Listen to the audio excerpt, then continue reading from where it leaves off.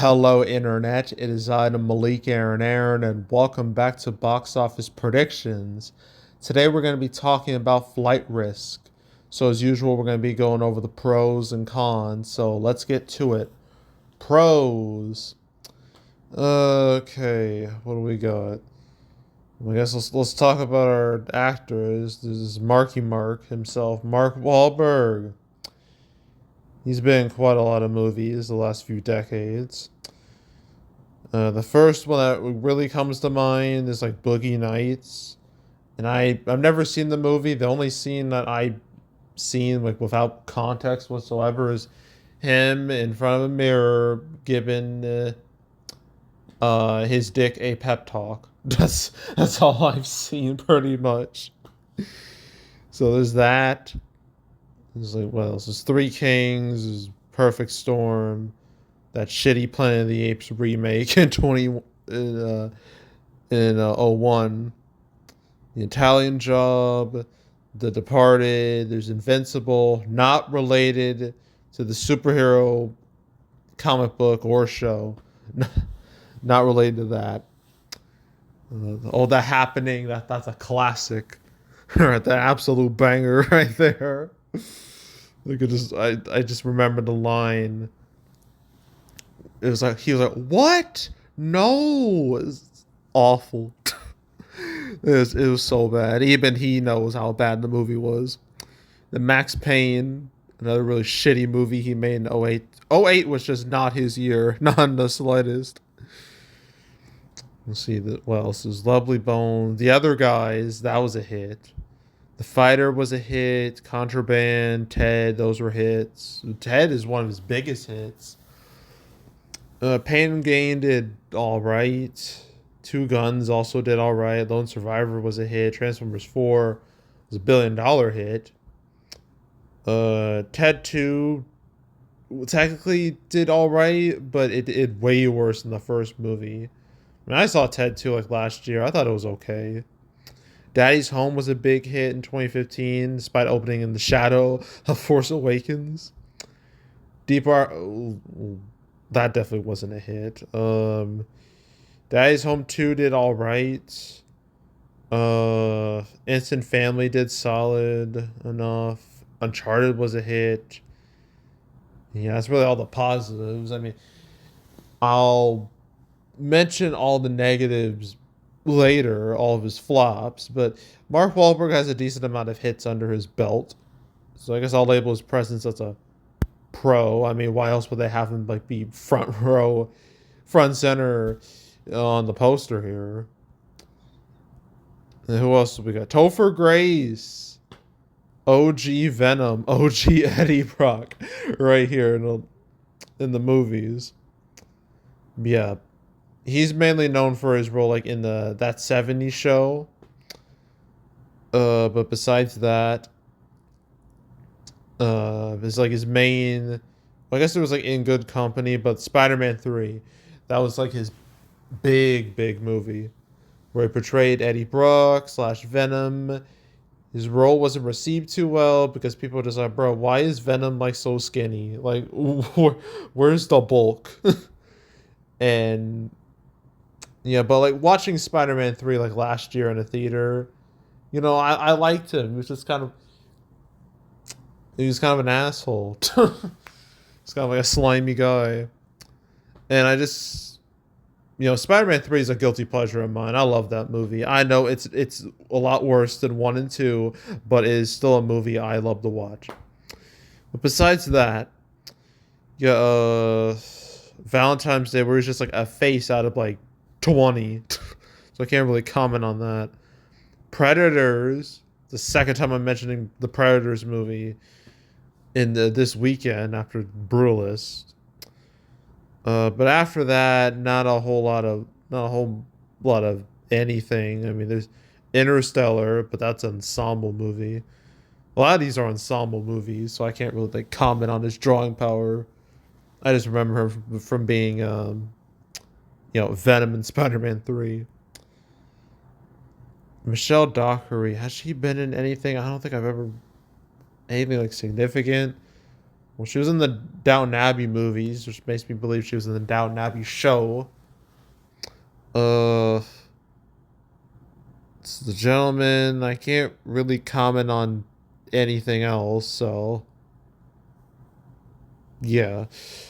But I say Mark Wahlberg, his presence, I guess I'll label him as a pro, even though there's cons to him as well.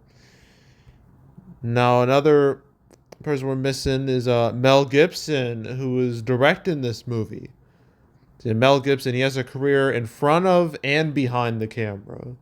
So in this case, we're only going to be focusing on his behind the camera stuff because it's more relevant. Yeah, this man is responsible for Braveheart, responsible for Passion of the Christ, responsible for Apocalypto and Hacksaw Ridge.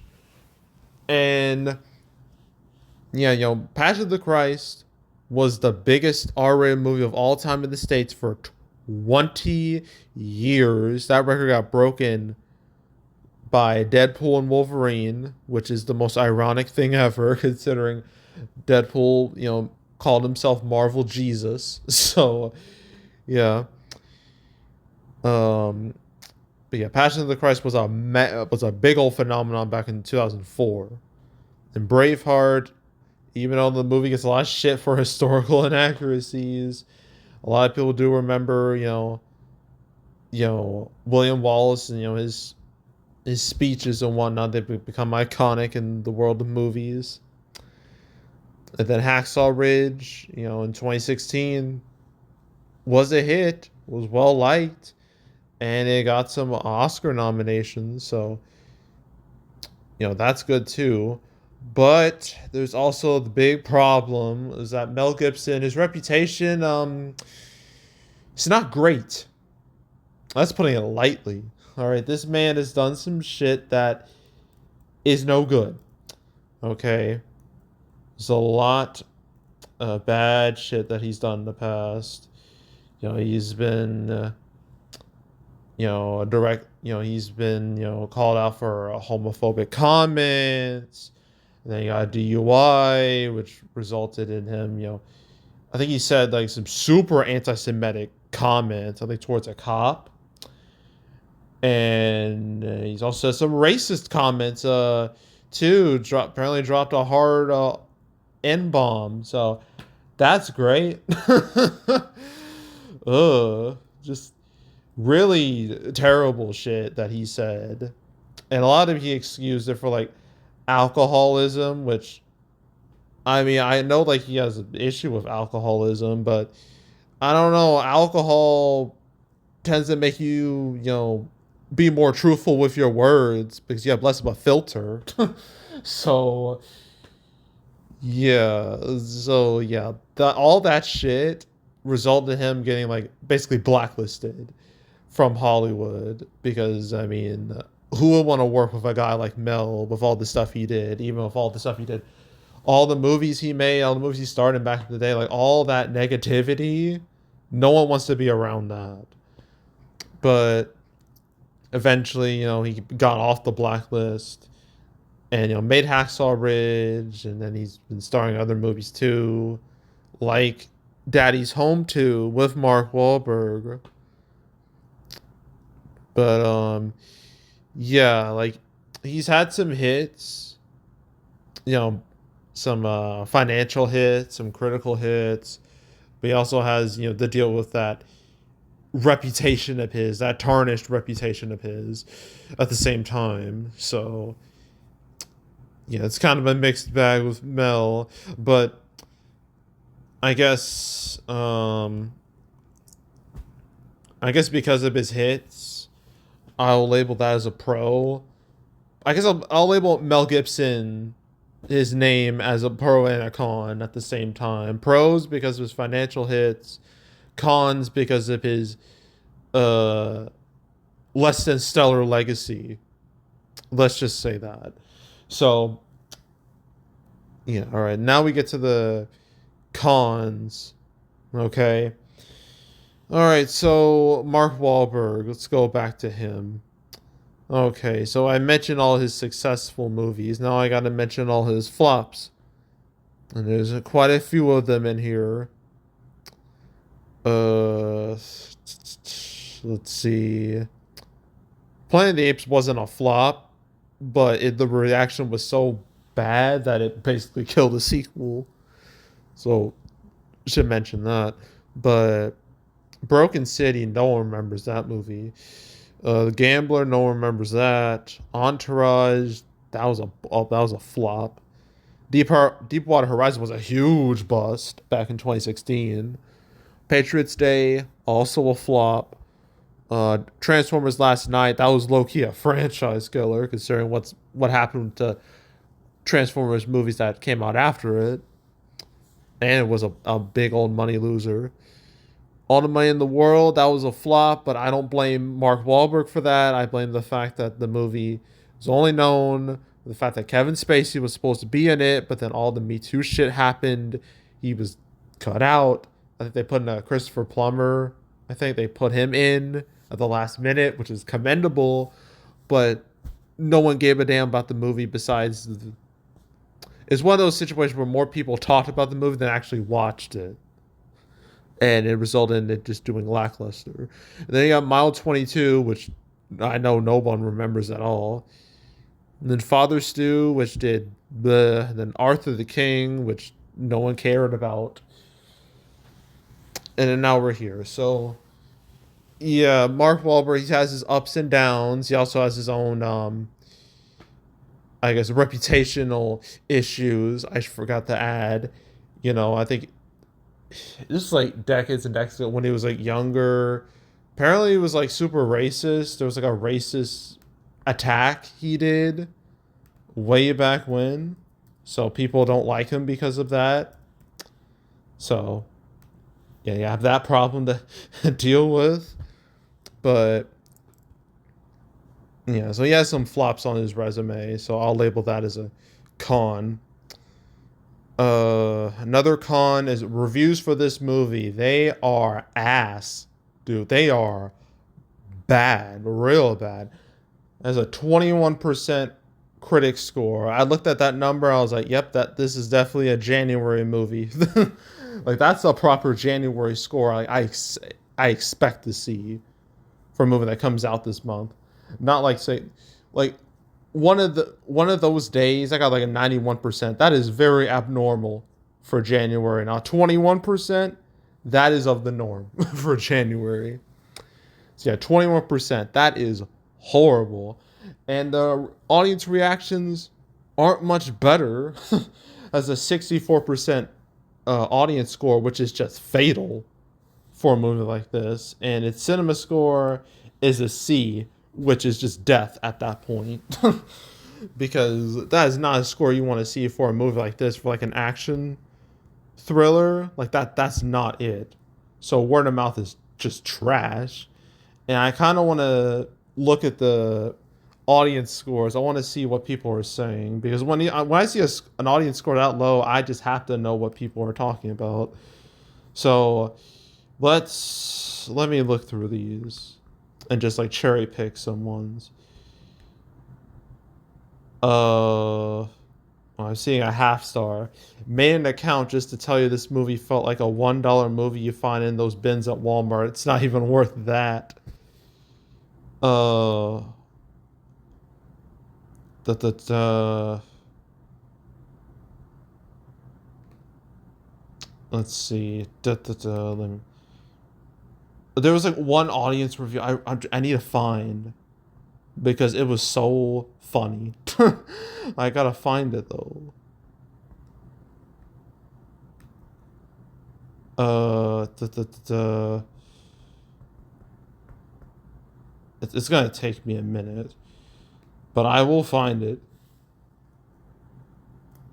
Blah, blah, blah, blah, blah.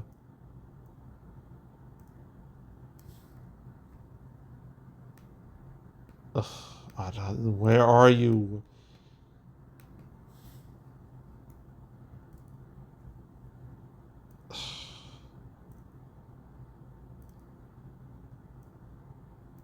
Yeah, but I guess while I find it, I might as well read some other ones. It says, got 1.5 stars. It says, "Oh boy, the acting was beyond cheesy, painful at times. Can't believe Mel Gibson was behind this. Wow." Uh, yeah. Half star, Mr. Wahlberg. This is a role you should never have taken. The movie was poor. I always saw you as a good guy. And I mean, like, him being a villain is a nice change of pace, to be fair, because he kind of just plays like the hero all the time. I didn't really notice that until someone else brought it up. I was like, huh, yeah, he does only play like good guys. So him being a villain, I don't mind. It's a nice change of pace. I just wish it was in like a better movie. And like the fact that I saw the trailer for this several times in front of different movies, that accent, that that southern accent he had, like that fake southern accent, that is one of the worst I've heard in a long time. It was so cringy. It was so grating on the ears. It is not fun to listen to. And just like the friggin', like it turns out, like, spoiler, because they showed all this in the trailer, so so who cares. But he's like, oh, like this pilot, whatever. And then he's like, oh, this pilot isn't what he says he is. He's some criminal or some shit. And he has like this like bald cap on, and it looks so just trash. It looks so bad. It looks so corny, and I could not take this movie seriously. I could never take it seriously after that.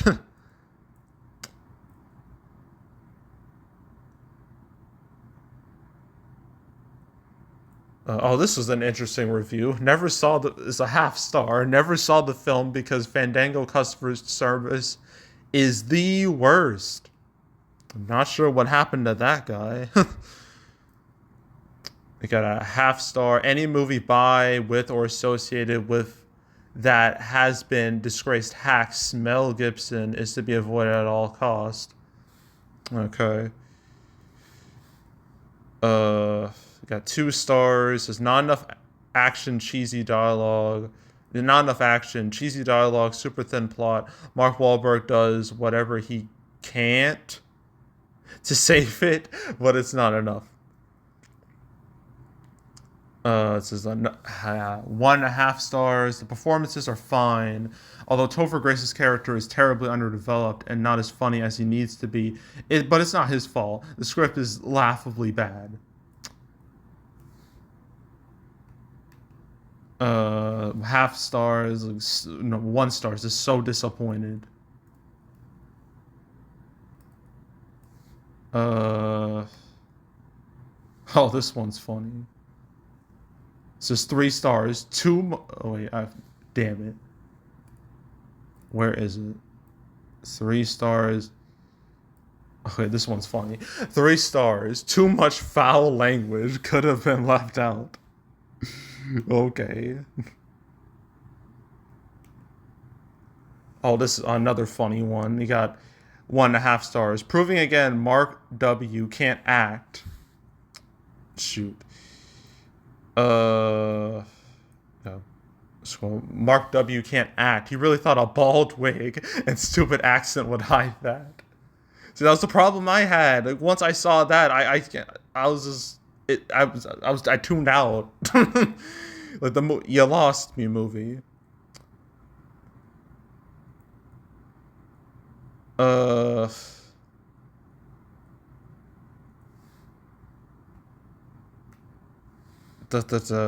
where is that review? It's somewhere. I gotta find it. 3 stars. They were just in a plane. Yeah. See, a lot of really bad reviews. There's some of these I don't. That's the thing with a lot of these audience reviews. Sometimes I can't tell if it's made like it's been written by an actual person or it's a bot. It's hard to tell sometimes because just the way like it's worded too. Like it sometimes it like it just sets my alarm bells ringing, whether or not I'm like this is from like a real person. But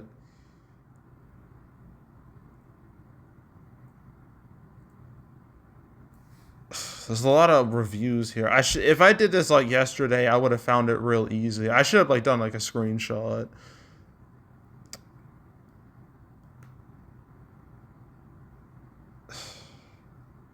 Ugh.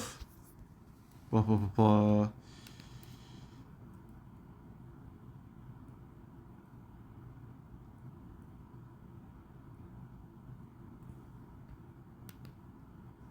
We got another 1.5 stars. Man, rough time watching this one. Casting was good, but some of the acting was very rough from the support roles. Hard watch.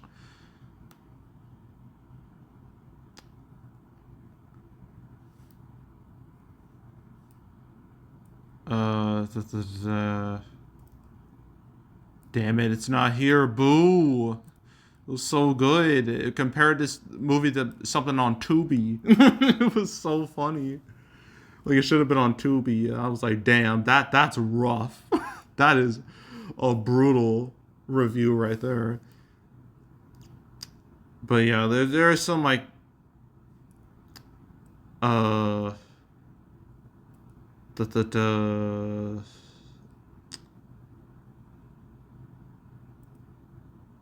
let me see.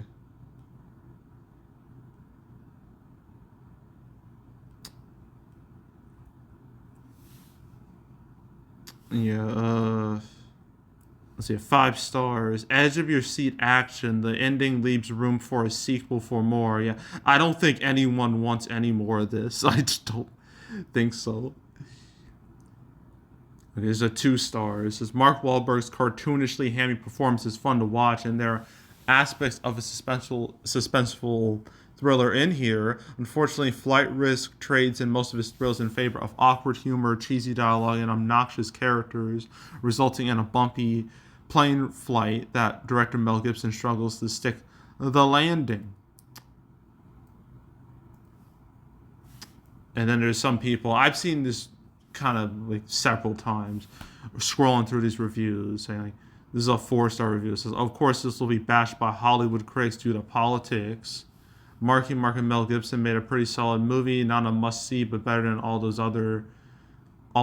others that the critics liked more. 8-ish out of 10.